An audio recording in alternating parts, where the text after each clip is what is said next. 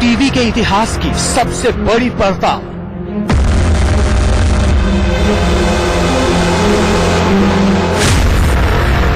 खजाने वाली झील का रक्षक कौन है?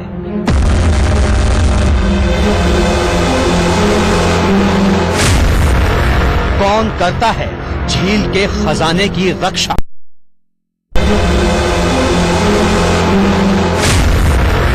कौन करता है झील के खजाने की रक्षा? इस झील के साथ कई रहस्य जुड़े हुए हैं। किस तरह से कमरूनाग के प्रहरी इस झील की सुरक्षा करते हैं, क्यों करते हैं कमरूनाग के प्रहरी इस झील की सुरक्षा, ये सब हम आपको बताएंगे आज की इस डिटेल रिपोर्ट।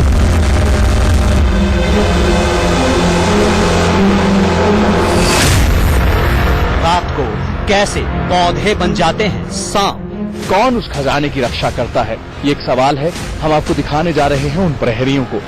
ये वो फूल है जो कि कमरूनाग, जो जिस जंगल की जिस पहाड़ी पर मौजूद है, उस पहाड़ी के हर कोने में इसी तरह के फूल देखे जा सकते हैं। माना जाता है, मान्यता ये है कि कोई भी ये प्रयास करे कि उस झील से कुछ निकाले या चुरा सके, तो ये प्रहरी जो है वो जिंदा हो जाते हैं।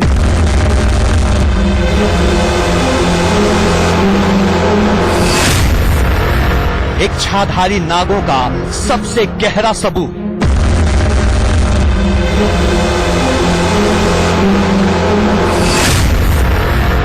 कैमरे पर कमरूनाग का सबसे बड़ा सबूत।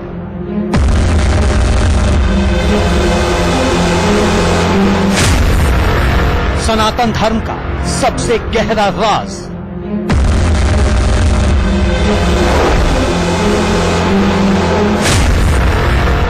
रात में वहां होता है साक्षात चमत्कार।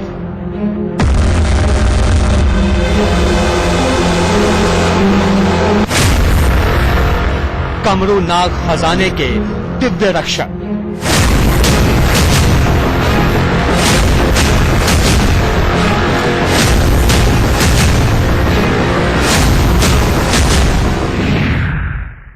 ये है दुनिया में एक सबसे बड़े खजाने वाली झील। ऐसी झील जिसमें पानी से ज्यादा दौलत है।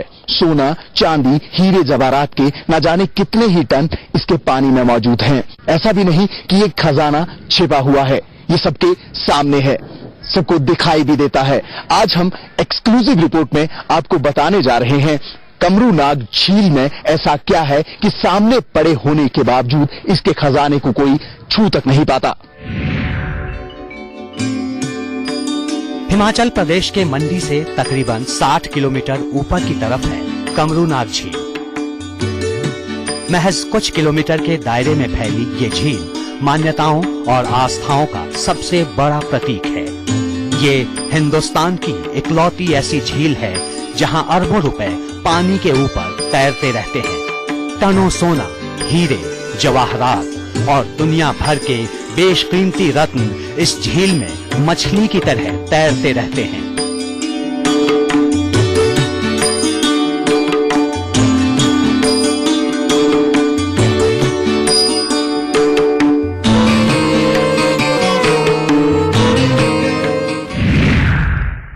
कमरूनाग झील के साथ जुड़ी है सदियों पुरानी आस्था। ये मान्यता है कि इस झील में सोने और चांदी के गहने चढ़ाने से मांगी गई हर मन्नत पूरी होती है। कोई यहाँ औलाद की चाहत में मन्नत मांगता है तो कोई किसी और काम की सफलता में। माना यह जाता है कि कमरूनाग झील में मांगी गई हर मन्नत को देव कमरूनाग पूरा करते हैं। कि जैसे भी कोई मन्नत मांगनी हो या कमरूनाग के लिए अपनी श्रद्धा से कोई भी चीज हमने अप्लाई की कि हमारा ये होना चाहिए, किसी के बच्चे नहीं होते हैं या कोई चोरी होगी कि हमारा ये हो जाता है, फिर कमरूनाग के साथ मानते हैं।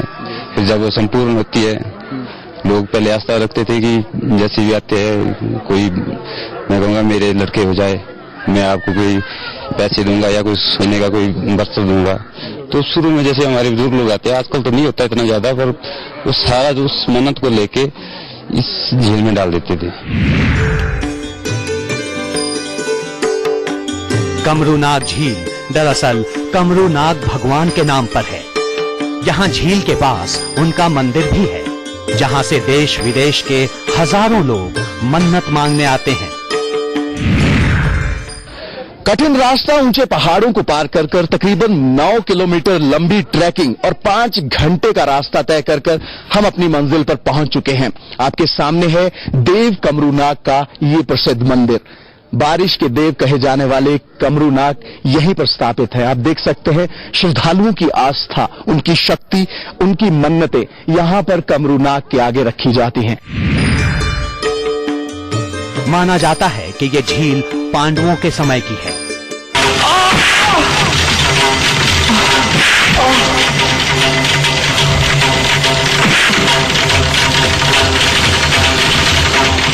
महाभारत के युद्ध के बाद पांडवों ने अपना जीता हुआ सारा खजाना इस झील में अर्पित कर दिया था।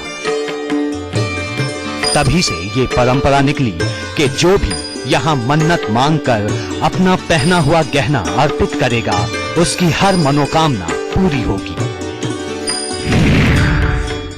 इस झील के बारे में कई बातें हैं, झील के रहस्यों के बारे में कई बातें सामने आती हैं, लेकिन इस झील का निर्माण कैसे हुआ था, कमरूनाग के द्वारा ये जगह क्यों चुनी गई थी, इन सब बातों के जवाब के लिए हमारे साथ इस समय कटवाल साहब मौजूद हैं, जो कि यहाँ पर सेवादार हैं। जब पांडव यहाँ पर पहुंचे थे, पांडव इसका राजा का शिष्य लेके गए, तो उन्होंने इस जगह पे इनकी जो मूर्ति थी इस जगह पे स्थापित करी।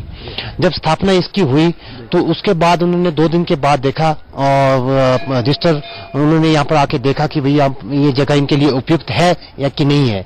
तो उन्होंने देखा कि ये यहाँ मूर्ति के नीचे से जो पानी चलना शुरू हो गया, पानी निकलना शुरू हो गया। यहाँ पर पानी बिल्कुल भी नहीं था। जब पहले स्टार्टिंग में यहाँ पहुंचे तो उसमें यहाँ पर पानी बिल्कुल नहीं था। मूर्ति की स्थापना करने के बाद यहाँ पर पानी निकलना शुरू हुआ। तो जैसे जैसे ये पानी बढ़ता गया, ये पानी बढ़ते बढ़ते यहाँ पर एक झील की तरह तालाब बनता गया। ये मान्यता कब से शुरू हुई थी कि आप इसमें स्वर्ण भूषण डालिए या वो करिए, आपकी मन्नत पूरी होगी, ये चीजें कब? ये उसके बाद जो है जब कमरूनाग के पास यहाँ लोग आने लगे, धीरे धीरे आने लगे, तो लोगों ने इसके लिए एक अलग से प्रार्थना करनी शुरू कर दी। तो जैसे उनकी मनोकामना जैसे वो मांगते थे तो वैसा उनका पूरी मनोकामना पूर्ण होने लगी।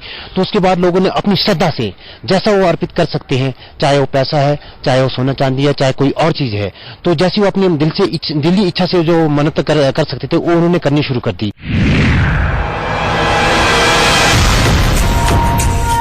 कहते हैं कि कमरूनाग के खजाने की रक्षा नाग देवता स्वयं करते हैं।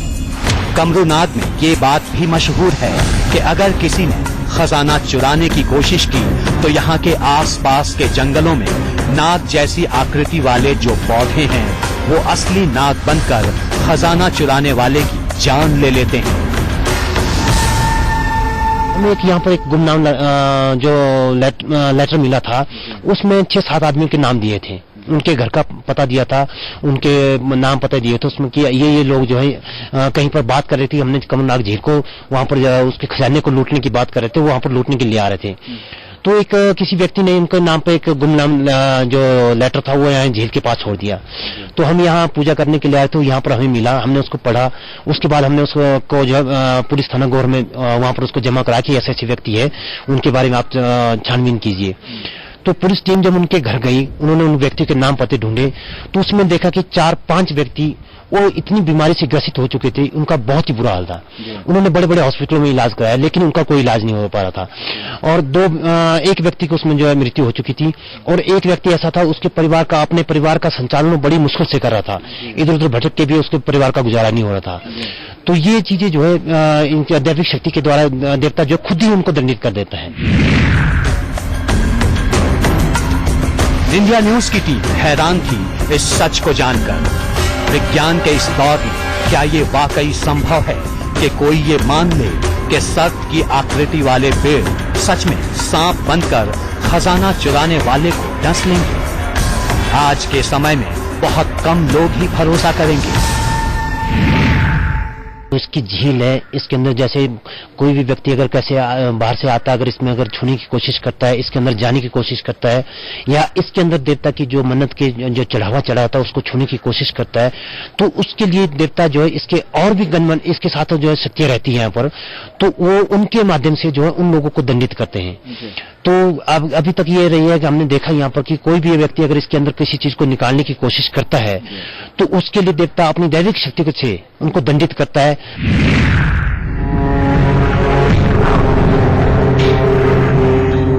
खुद इंडिया न्यूज की टीम ने पूरी रात कमरूनाग झील में रुककर इस बात की पड़ताल की। रात जैसे जैसे गहराती जा रही थी, आसपास का सन्नाटा बढ़ता जा रहा था। झील के आसपास कोई सुरक्षा नहीं थी। अंधेरे में ये जगह भयावह तो लग ही रही थी, लेकिन झील के आसपास कोई हलचल नहीं थी। पूरी रात यही चलता रहा। आवाज सिर्फ झील के पानी और आसपास मौजूद जीव जंतुओं की ही सुनाई दी। न कोई झील के पास आया और न ही किसी ने चोरी की कोई कोशिश की।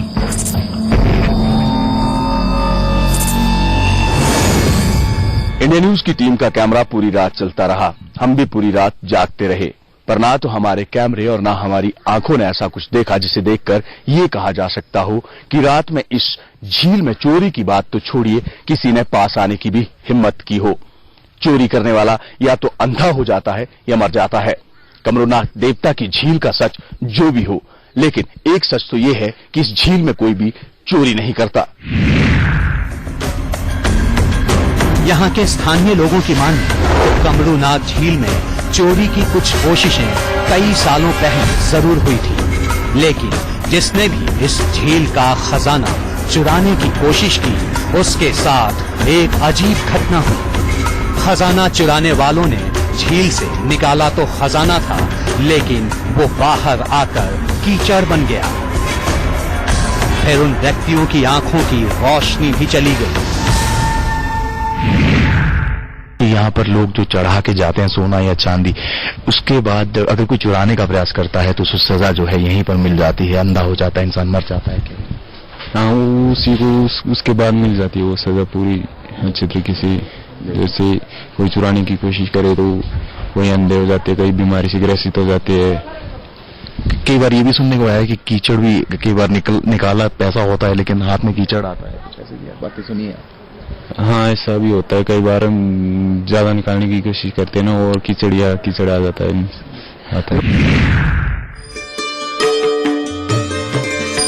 कमरूनाग झील शायद हिंदुस्तान की इकलौती ऐसी झील होगी जिसमें जितना बड़ा खजाना तैर रहा है, उतने ही रहस्य भी उसके साथ जुड़े हुए हैं।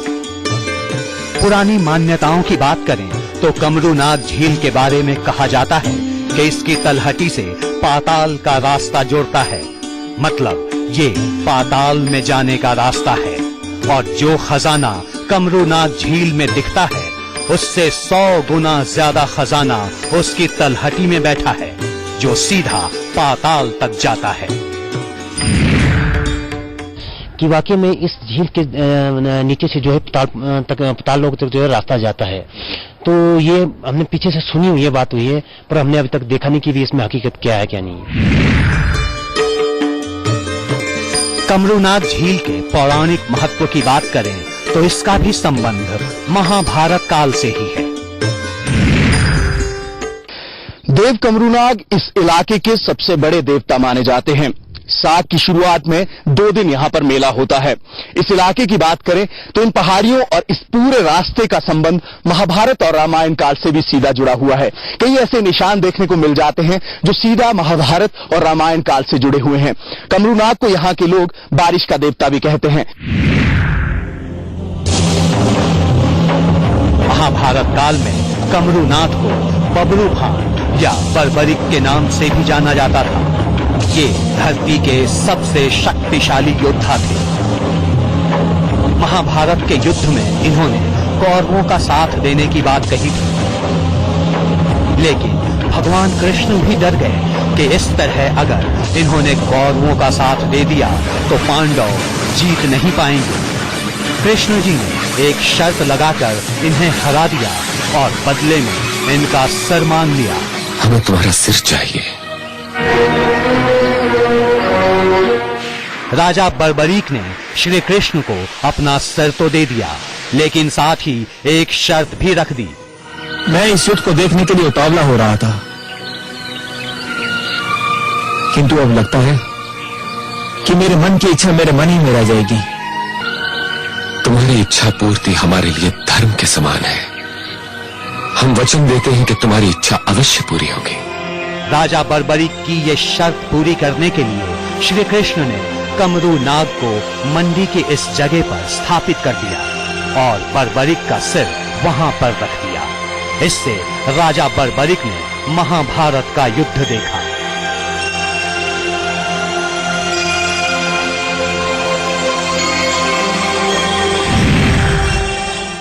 इसके बारे में कहा जाता है कि जब महाभारत चल रहा था तो उसमें ये एक राजा हुआ करते थे। तो ये इतने शक्तिशाली राजा थे, इनको दुर्गा माता का 22 बाणों का उस तरफ से लड़ूंगा। तो श्री कृष्ण भगवान को इनके आने की जो है भनक लग गई थी, तो उन्होंने अपना एक ब्राह्मण का रूप धारण करके एक पीपल के पेड़ के नीचे बैठ गए। तो उन्होंने कहा कि आप इतनी शक्तिशाली है तो आप इसके बारे में मुझे बता सकते हैं, आप कैसे अपनी शक्ति को बता सकते हैं। तो उन्होंने कहा कि ये जो पीपल का पेड़ है इसमें जितने पत्ते हैं और जो नीचे जमीन के ऊपर जो गिरे पत्ते हैं, मैं उन सारे पत्तों को एक तीर के साथ जो इन सब के अंदर छेद कर सकता हूँ। तो श्री कृष्ण भगवान ने कुछ पत्ते अपने पैर के नीचे दबा दिए और कुछ अपने हाथ में ले लिया से। तो जब उन्होंने हाथ में ले लिए तो उसके बाद उन्होंने बोला कि आप जो है अपना बाण चलाइए। उन्होंने अपना जैसे ही उन्होंने अपना बाण चलाया तो पीपल के पेड़ के ऊपर जितने भी पत्ते थे और जमीन में भी जितने पत्ते थे उन सब के अंदर छेद हो गए। तो श्री कृष्ण भगवान ने जब अपना पांव हटाया तो उसके नीचे भी देखा उन पत्तों के ऊपर छेद हो गए, जो हाथ में देखा तो उसमें भी छेद हो गए।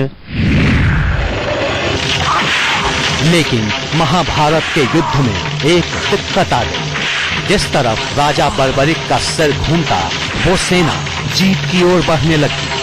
तब भगवान कृष्ण ने सिर को एक पत्थर से बांधकर इन्हें पांडवों की तरफ घुमा दिया। इन्हें पानी की दिक्कत न हो इसलिए भीम ने यहाँ अपनी हथेली को गाड़ कर एक झील बना दी। इस तरह कमरू नाग देवता राजा बर्बरिक के अवतार माने जाते हैं। पांडव जो है कमरू नाग का शीश लेकर जब महाभारत से यहाँ आ रहे थे, जब महाभारत खत्म हुआ था उसके बाद जब स्थापना करने के लिए इस रास्ते से आ रहे थे, तब वहां रास्ते में उनको भूख लगी थी। तो उन्होंने यहाँ पर देखा कि इस पहाड़ी पे किसी तरह का कोई पानी नहीं था। तो उन्होंने इस चट्टान के नीचे जो है इस पानी को खोदा और यहाँ पर पानी निकाला। उसके बाद आज तक जो ये पानी ऐसा का ऐसा रहता है, चाहे कितना भी सूखा पड़ जाए, चाहे पूरे देश में सूखा पड़ जाए, लेकिन ये पानी जो है ना तो घटेगा ना तो बढ़ेगा। और आज भी जितने श्रद्धालु लोग कमरू नाग के लिए आते हैं वो यहाँ से होकर आते हैं और यहाँ अपना खाना खा के जो है पानी पी के जो है यहाँ से आगे कमरू नाग की यात्रा को शुरू करते हैं। कमरू नाग देवता यहाँ पर आने वाले भक्तों की हर मनोकामना तो पूरी करते ही हैं, लेकिन साथ ही ये इस पूरे इलाके को एक अलग ढंग से खुशियों का वरदान भी देते हैं। कमरू नाग देवता को हिमाचल में लोक देवता के रूप में माना जाता है। वो इस इलाके के लोगों और मौसम का भी पूरा ध्यान रखते हैं। बारिश न होने के हालात के चलते स्थानीय लोग कमरू नाग देवता के आगे मन्नत मांगते हैं। इसके लिए एक विशेष पूजा अर्चना भी की जाती है और कमरू नाग देवता खुश होकर देते हैं इस इलाके के लोगों को बारिश का वरदान। कमरू नाग देवता को लक्ष्मण का अवतार भी माना जाता है। स्थानीय लोग कमरू नाग देवता से सिर्फ संतान जैसे वरदान ही नहीं मांगते, बल्कि वो बारिश की गुहार भी लगाते हैं। लोगों का मानना है कि कमरू नाग देवता की वजह से ही इस इलाके में कभी सूखा नहीं पड़ा। ये पूरा इलाका हरा भरा फलों और सब्जियों से लदा सिर्फ और सिर्फ कमरू नाग देवता की वजह से ही रहता है। ये सिर्फ हिंदुस्तान में संभव है कि आस्था के दम पर लोगों को पत्थरों में भी भगवान दिख जाते हैं। कमरू नाग देवता की झील में अरबों खरबों का खजाना पड़ा हुआ है, लेकिन कोई इसे छूने की हिम्मत तक नहीं करता। सदियों से लोग इस झील में गहने डालते हैं, मन्नतें मांगते हैं। हिंदुस्तान की आस्था में कितना दम है ये कमरू नाग देवता की झील और उनके मंदिर पर आने पर साफ पता चल जाता है। एक्सक्लूसिव रिपोर्ट में आज के लिए इतना ही। खबरों का सिलसिला जारी है, आप देखते रहिए इंडिया न्यूज।